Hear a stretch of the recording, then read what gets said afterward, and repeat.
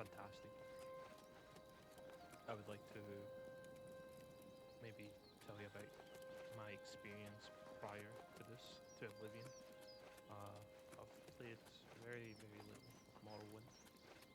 I have played an incredible amount of Oblivion. Also played an incredible amount on both PC as well as Xbox. Both can be said about Skyrim as well, but I would definitely say You have my ear, I've citizen. got more time in Oblivion through multiple platforms and multiple different characters, etc. As well as would classify Oblivion for myself number one all-time favorite game, and out of curiosity, number two would be Assassin's Creed 2. So for me, this was obviously a very eye-catching drop, silent drop, with the leaks obviously building up, as well as the leaks showing that it was more of a rework to Remastered. Probably say about the cost.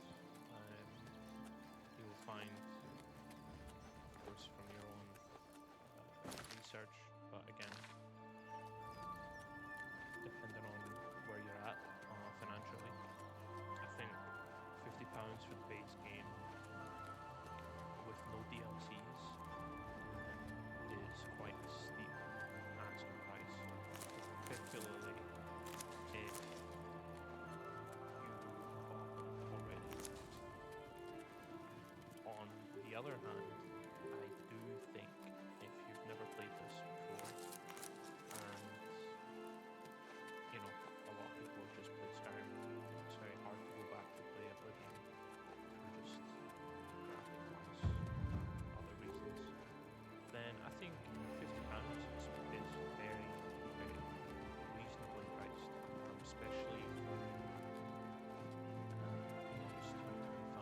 £50 for a full-fledged game is pretty good, and £50 for a game like this where you have so much time, gameplay, styles, etc. Now, I'm not trying to sell it to you, just like my own opinion, but I do think that in the grand scheme of things, this game is close to 20 years old, like 2000, and obviously DLCs came, I believe, a year later, maybe 2018, or 2008.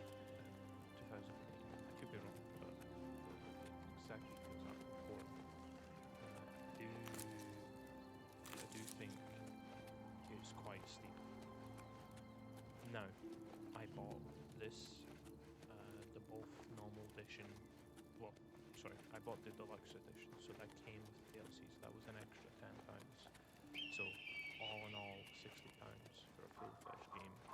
Now, I think, with the exception of Shivering Isles, I don't think the DLCs are worth that, but I do think Shivering Isles is worth £10 easily.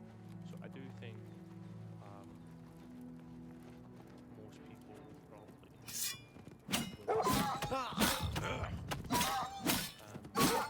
This is my first experience. This is my first gameplay, first character, etc. For reference to the gameplay, this is kind of like my sneak stealth archery character. So you'll find that I don't have too much experience with the spells, so I can't comment too much on that. But aesthetically, the game is absolutely fantastic. Absolutely fantastic. And for me personally, obviously you don't know myself, but I really wouldn't throw something like that off willy-nilly. It really, really is a very nice, very appealing game to the think it's super, super, super well running. I do find quite a lot of stuttering. Again, this is day one. I have no surprise if this game wasn't intended to come out today in more rushed / forced because of all the interest and they want to capture it. Maybe, I don't know, could be wrong. So I wouldn't be surprised in the days and weeks coming. There'll be plenty of updates, hot fixes, and a little bit of kind of TLC. But again, nothing substantial. Nothing threw me off as well. This is an Elder Scrolls / Bethesda game. You know, you're gonna expect this type of stuff. The movement is very interesting. Sprinting is a very well made feature, I think, for Oblivion. It can be quite off-putting, I think, for a lot of people, for especially people that came from Skyrim and wanting to go back. So I think that's well needed. I think all the kind of in-game art, UI, menus, I think for across the board, I think they're fantastic again. I'm really a big fan of the loading screens. It's very nice. Greetings. Who will help an well. old It's not beggar? just A coin? their kind of paint or How their can I style help you? or their kind of theme over original art. There is different art around the gameplay. There's different voice actors. There's different lines that almost sound. There's different added lines to the could be wrong. It could be a case of never really paid too much attention until the voice has changed. But if it feels like a new voice, then or new lines, then you could argue it is, right. I think those kind of like your main points, right? Visuals, fantastic. Kind of UI art, fantastic. Gameplay is probably the next big one. I think you'll be very surprised at the archery. It feels very Skyrim-like. Of course, you don't have the perk system that's close to or akin to Skyrim.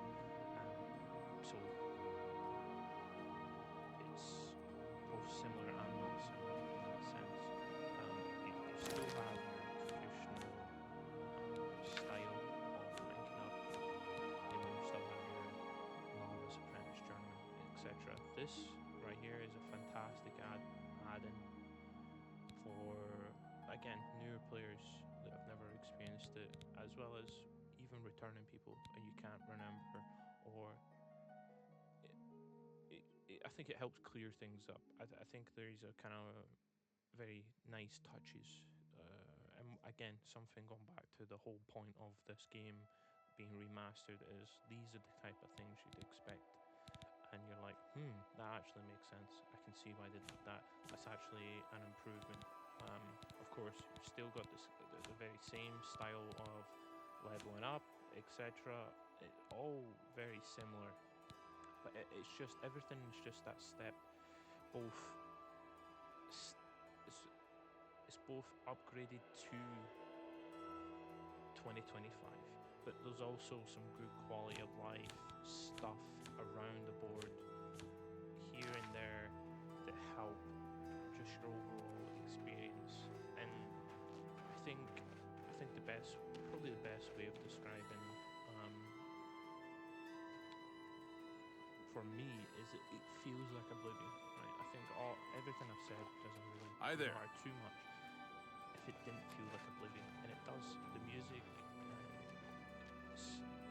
again, I've only been playing for a couple of hours. To the best of my memory, I've not noticed any different music, which I'm a little bit surprised, but I'm not upset at all. I think this is a fantastic, in my belief, test for Elder Scrolls 6. And if this is the direction they're going, the theme, the style, the looks, then I'm really looking forward to it. I think one last point to mention you will be very surprised at the aesthetics of the races, and I think they really, really capture it well. For example, the orcs, they're actually quite, I don't want to say scary, but they are mean looking, as well as the Argonians. They don't look so goofy anymore. They actually look like lizards. The Dark Elves are, they just look what you, the description, the interactions, their typical moods, they look what they look like. The elves are really well changed. Um, I'm still getting used to it, but they're a lot more goblinly, and I think again with the high elves, they fit how they look, their smugness, etc. Of course, the customization is all there. It's not quite as wacky and as extreme as prior, but again, for me, initials rating would be a 10 out of 10. It's exactly what I wanted, exactly what I expected for um, this type of caliber. And to be honest, I could maybe even say it's a 10.5 out of 10 because this is a Bethesda Elder Scrolls game, and I expect stupid bugs. And quite frankly, I've not met any bugs other than when you're lockpicking. The lockpicks don't hold as you if you fail, which isn't a big issue. It almost adds a little bit indirect challenge to it, which is all nice and fun.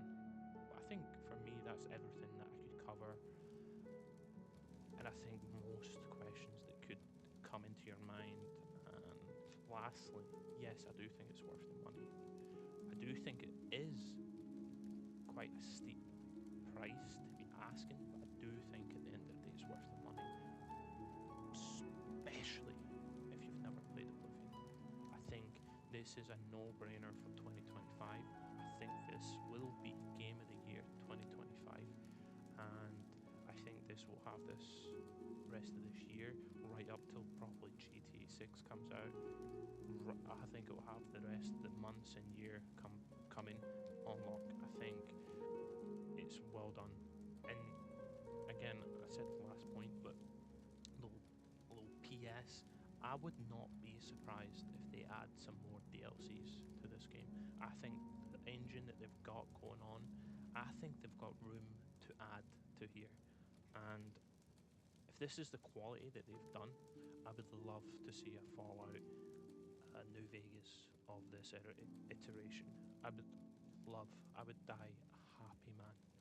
But any other questions, you can comment down below.